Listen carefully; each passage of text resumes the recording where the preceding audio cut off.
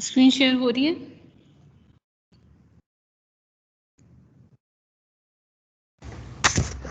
Yes, ma'am. Ji.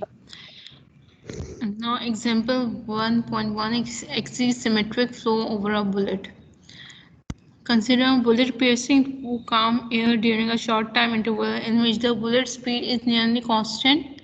Determine if the time average airflow over the bullet during its flight is 1, 2 or 3 dimensional flow. Figure दी गई है, इसमें आपने determine करना है कि आपके पास जो फ्लो है वो 1 डायमेंशनल है, 2 डायमेंशनल है या 3 डायमेंशनल है. It is still to be determined whether airflow over a bullet is 1 dimensional or 2 or 3. Assumption: there are no significant winds and the bullet is not spinning. हमने assumption जो है यानी एक हमने ये assume किया है कि हमारे पास नो सिग्निफिकेंट विंड्स है, सही, और बुलेट जो है स्पिन नहीं कर रहा, सही.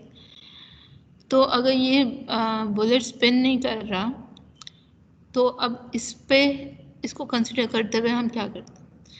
The bullet possesses an axis of symmetry and is therefore an axisymmetry body. The airflow upstream of the bullet is parallel to the axis, and we expect the time average airflow to be rotationally symmetric about the axis.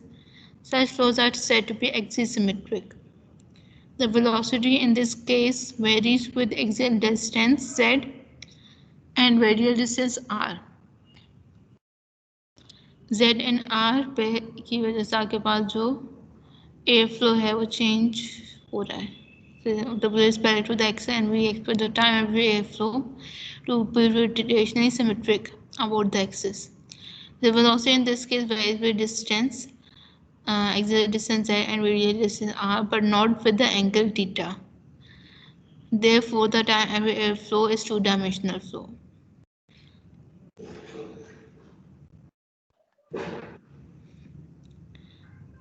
यानी हमने ये assumption assume किए है कि हमारे पास जो winds की वजह से बुलेट स्पिन नहीं हो रही यानी जो थीटा एंगल है वो फॉर्म नहीं हो रहा, सही. तो इसकी मदद पे अगर हम देखें ये जो फ्लो है वो आर या जेड पे हो रहा है. यहाँ पे जेड की डायरेक्शन में हो रहा है, यहाँ पे आर जेड दोनों पे हो रहा है. तो ये it is a two dimension. हाँ मैम सॉरी, रिपीट कर दें और ये बता दें कि आर और जेड किस चीज़ को डिटरमाइन कर रहे हैं.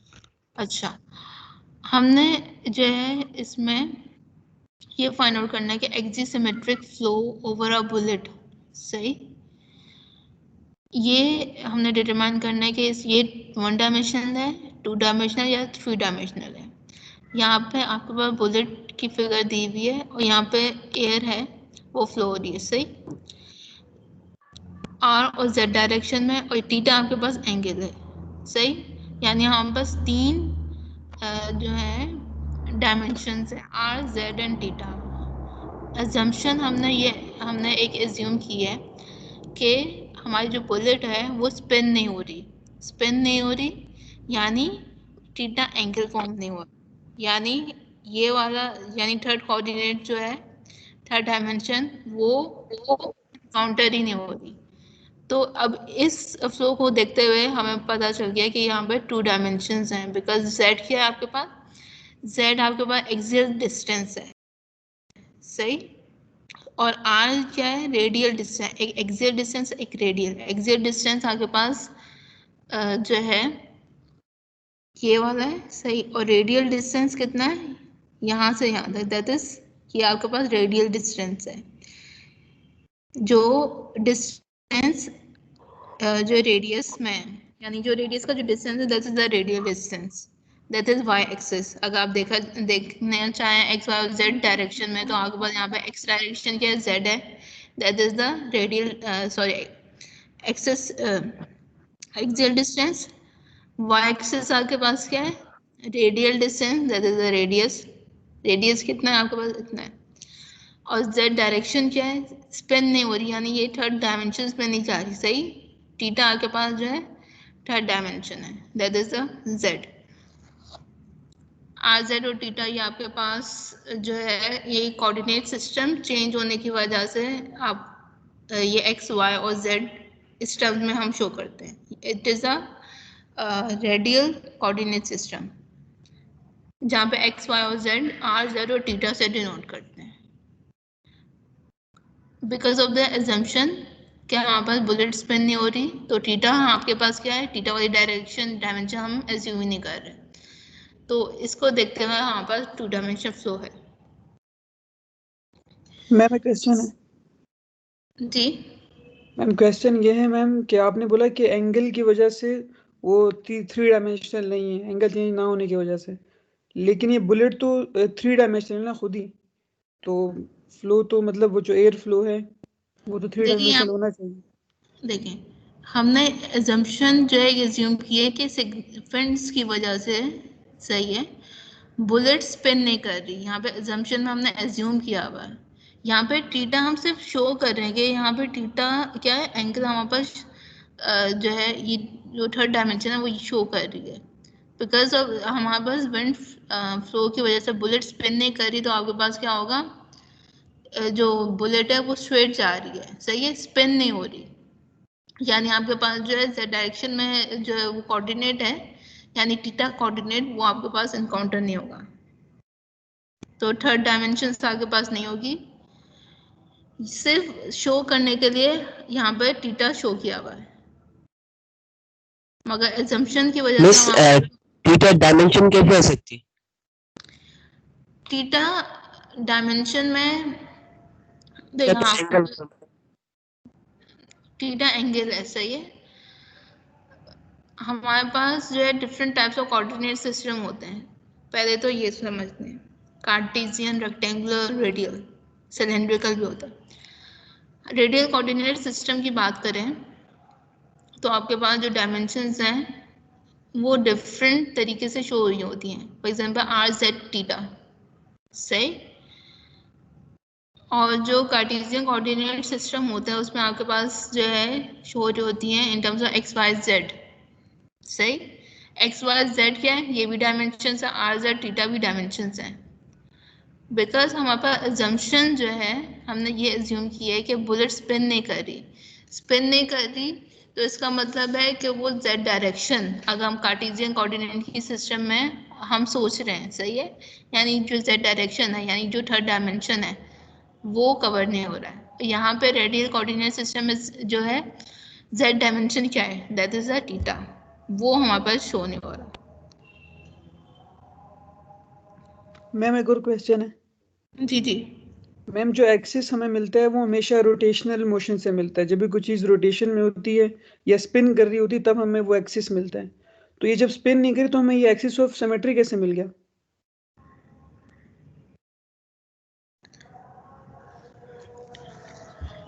एक्स यानी रिपीट करें क्वेश्चन. मैम वो जब भी कोई चीज़ स्पिन करती है तब जाके उसका हमें एक्सिस मिल जाता है, एक्सिस ऑफ रोटेशन या एक्सिस ऑफ सिमेट्री मिल जाता है. जब ये बुलेट रोटेट ही नहीं कर रही तो एक्सिस ऑफ सिमेट्री कैसे मिल गया? हम अज्यूम करते हैं ना. देखिए यहाँ पर सिर्फ फॉर एक्सिस ऑफ सिमेट्री, यानी यहाँ पे ये जो कॉर्नर पॉइंट है, सही है, ये जो जेड जो बीच में आप सब मिडिल में आपके पास फ्लो क्या है, फ्लो आपके पास वन डायमेंशन में जेड एक डायमेंशन में है ना, ये वाला ये मिडिल लाइन जो है एक्सिस ऑफ सिमेट्री आपके पास क्या होता है, ये जो बुलेट है कोई भी सरफेस हो, सही है, सॉलिड सरफेस, उसमें फॉर एग्जांपल ये अगर मैं बुलेट की बात कर रही हूँ, बुलेट इस तरह बनेंगे, सही है. एक्सिस ऑफ सिमेट्री यानी मेरे पास ये लाइन है, सही, ये लाइन जो है इमेजिनरी लाइन है, सही, असल में तो होती नहीं है, ये डॉटेड लाइन, सही, डैश और डॉटेड लाइन. ऊपर और नीचे वाला हिस्सा बिल्कुल सेम है, ऐसा ही है, जो ऊपर फॉर्म हो रहा है नीचे भी वैसे ही फॉर्म हो रहा है, यानी शेप जो आपके पास ऊपर और नीचे वाली बिल्कुल सेम है. तो वो ये जो एक्सिस है ये एक्सिस ऑफ सिमेट्री कहलाता है, सही. बुलेट देखें, बुलेट आपके पास क्या बनी हुई है, सही है, कर्व सरफेस में, वैसे ही नीचे कर्व सरफेसेस में भी बनी हुई है, but in the opposite direction. Bullet ऐसे ही बनी हुई है। ये एक्सिस ऑफ सिमेट्री जो है ये डिफाइन कर रहा है कि it is the imaginary line, सही, जिसके अबव और बिलो सिमेट्री है। देखो सिमेट्रिकल जो है बुलेट बनी हुई है, ये भी सिमेट्री में है रिस्पेक्ट टू दिस। तो ये आपके पास ये जो लाइन है, this is the axis of symmetry, जो डिमार्केट कर रही है सिमेट्री को।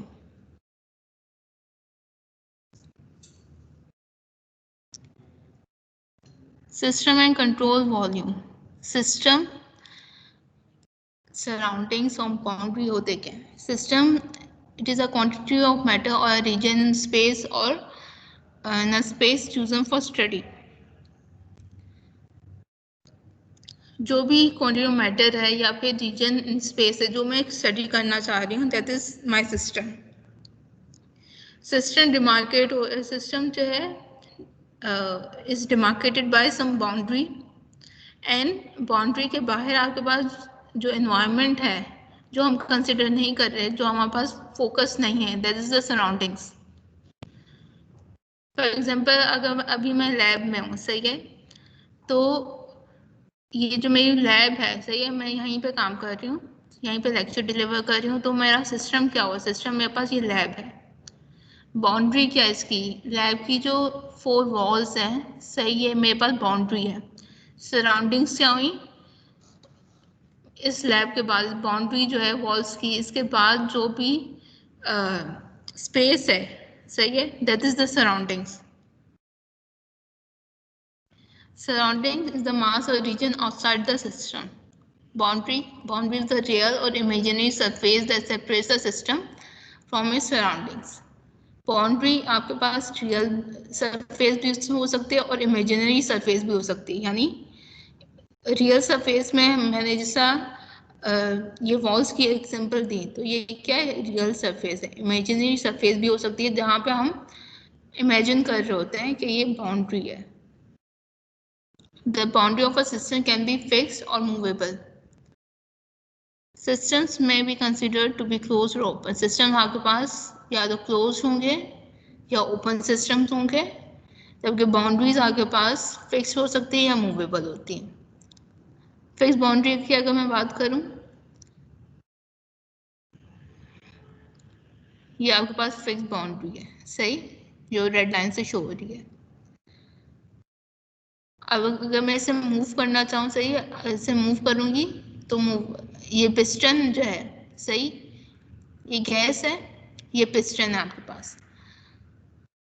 पिस्टन के नीचे वाली जो पूरा जो गैस जहाँ तक है, या ये मेरे पास सिस्टम है, इसकी जो बाउंड्री है ये डिमार्केट हो रही है बाय द रेड लाइंस, ये मेरे पास बाउंड्री है। अगर मैं पिस्टन को मूव करूँगी अपवर्ड, सही है, पिस्टन को मूव कर रही हूँ, ये जो ब्राउन है ये मेरे पास पिस्टन है, इसे मूव करूँगी अपवर्ड, क्या होगा, ये जो गैस है ये जो एक्सपेंड हो जाएगी, सही है, तो ये इस बाउंड्री को क्या कहूँगी, मूवेबल बाउंड्री कहूँगी। यहाँ पे फिक्स थी, इसे मैंने मूव किया अपवर्ड, तो ये मूवेबल बाउंड्री हो गई।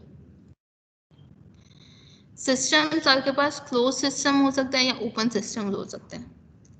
क्लोज सिस्टम में मास का जो इंटरेक्शन है, यानी मास इन और आउट जो है आउट ऑफ द सिस्टम नहीं हो सकता इन क्लोज सिस्टम, जबकि और जो आपके पास एनर्जी जो है इन और आउट हो सकती है, provided that the mass is constant in the closed system. A fixed amount of mass and no mass can cross its boundary, but energy can cross the boundary in the closed system. Open system में आपके पास जो है मास और energy दोनों जो है move कर सकते हैं out of the system. A properly selected region space. Open system with controlled volume. It usually encloses a device that involves mass flow such as compressor, turbine or nozzle. both mass and energy can cross the boundary of a control volume. मास भी जा सकता है, energy भी जा सकती है, this is a open system. Control surface में आपके पास क्या होगा, the boundaries of a control volume, it can be real और इमेजिनरी. अच्छा, रियल बाउंड्री की अगर हम बात करें, अ कंट्रोल वॉल्यूम जिसे हम सीरीज से शो करते हैं with real and imaginary boundaries. Real boundary आपके पास क्या है, रियल बाउंड्री ये आपके पास नोजल की, नोजल आपके पास ये जो ब्लैक है इस तरह, यानी उसकी जो डायमेंशंस यानी इस तरह की होती है कि हमारे पास टिल्टेड होती है, एंगल के फॉर्म में होती है, इंक्लाइंड है, सॉरी इंक्लाइंड होती है, एक इस तरह और इस तरह. इसकी जो ज्योमेट्री है, राइट वर्ड ज्योमेट्री, ज्योमेट्री इस तरह होती है. सही है, ब्लैक जो लाइन शो कर रही है दैट इज द नोजल की ज्योमेट्री. जो रियल बाउंड्री है, रियल बाउंड्री हम बाउंड्री को हम किस तरह शो कर रहे हैं, यहाँ पे हम रेड जो लाइंस हैं वो हम बाउंड्री को शो कर रहे हैं. रियल बाउंड्री क्या हुई, ये बाउंड्री जो है वो रियल बाउंड्री है रेड वाली, बिकॉज ज्योमेट्री के साथ में हमने रियल बाउंड्री बनाई है. यहाँ पे कोई ज्योमेट्री की लाइन नहीं थी, सही है, नोजल की ज्योमेट्री में यहाँ पे कोई जो है लाइन नहीं थी. तो यहाँ पे अगर हम कोई बाउंड्री क्रिएट कर रहे हैं that is a imaginary boundary, जो हम खुद इमेजिन कर रहे हैं, असल में ऐसे कोई नहीं है बाउंड्री जब हम कंट्रोल वॉल्यूम की बात करें. और यहाँ पे भी ये जो लाइन बनाई है boundary, that is the imaginary boundary, this is the imaginary boundary, this is the imaginary boundary, real boundary is this and this. A control volume with fixed and moving boundaries as well as real and imaginary boundaries.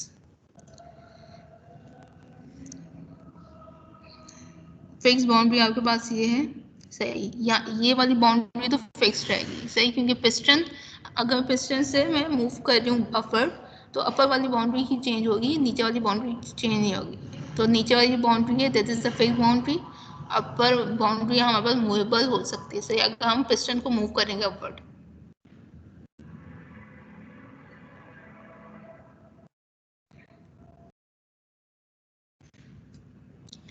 Importance of dimension and units. Dimensions and units very important. Any physical quantity can be characterized by dimensions. Dimensions, for example, अगर मैं बात करूँ SI system की, तो SI system में dimensions length, mass, time, temperature, electric current, amount of light, amount of matter होती है. और इनकी रिस्पेक्टिव यूनिट्स जो हैं क्या है, लेंथ की मीटर है which is shown in M, mass की किलोग्राम है, टाइम सेकंड है, टेम्परेचर की केल्विन यूनिट है, इलेक्ट्रिक करंट एम की एम्पियर है, अमाउंट ऑफ लाइट की कैंडेला है जिसे हम CD से भी शो करते हैं, अमाउंट ऑफ मैटर मोल है.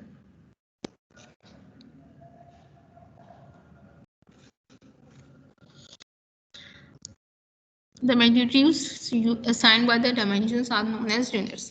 Some basic dimensions such as mass, length, time, and temperature are selected as primary या fundamental dimensions. Length, time और temperature को हम primary या fundamental dimensions कहते हैं.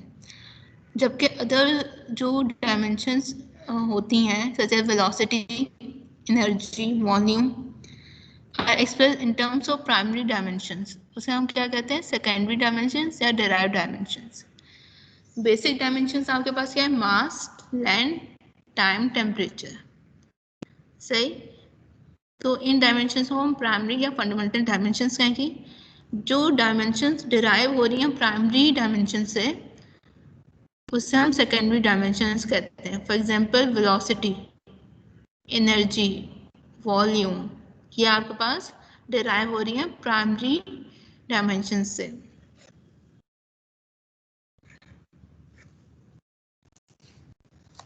वेलोसिटी की यूनिट क्या होती है, मीटर पर सेकेंड, यानी आपके पास डिस्टेंस ओवर टाइम. सही, मीटर यानी लेंथ, टाइम यानी सेकेंड, यानी ये डिराइव हो रही है फंडामेंटल यानी प्राइमरी डायमेंशन से. सो वेलोसिटी क्या है आपके पास, सेकेंडरी डायमेंशन. इसी तरह एनर्जी और वॉल्यूम भी है. मेट्रिक SI सिस्टम, a simple and logical system based on a decimal relationship between the various units. English systems क्या है आपके पास? It has no apparent systematic numerical base and various units in this system are related to each other rather arbitrarily. अच्छा, standard prefixes and SI units यहाँ पर show किए हुए हैं. Exponent -9 यानी 10 raised to the power 9 -9 हो तो इसे हम किस तरह शो करते हैं? नैनो यानी n.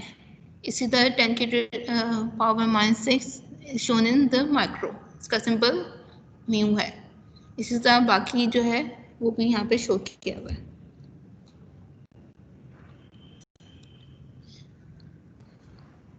Some SI and English units. 1 pound mass which is equals to 0.45359 kg. जो kg की टर्म है that is in the SI units और English units में हम pound mass में शो करते हैं. इसी तरह SI यूनिट में जो डिस्टेंस है, सही, लेंथ जो है वो मीटर में शो होती है और इंग्लिश सिस्टम में फीट में शो होती है. बस ये सिंपल कन्वर्जन शो की हुई यहाँ पे. वर्क क्या होता है? वर्क आपका फोर्स इनटू डिस्टेंस होता है. 1 जूल किसके इक्वल होता है? 1 न्यूटन मीटर के. 1 कैलोरी यानी ये सिंपल कन्वर्जन यहाँ पे शो की गई है. फोर्स आपके पास मास इनटू एक्सेलरेशन होता है जो हम शो करते हैं न्यूटन्स में फोर्स को. 1 newton equals to 1 kg metre पर सेकंड स्क्वायर. और 1 पाउंड फोर्स किसके इक्वल होती है? 32.174 पाउंड मास फुट पर second square. This is in the SI system, this is in the English system. इसी तरह W को mg weight को भी यहाँ पे शो किया हुआ है in terms of SI system and English system. आज तक के लिए यहाँ तक ही.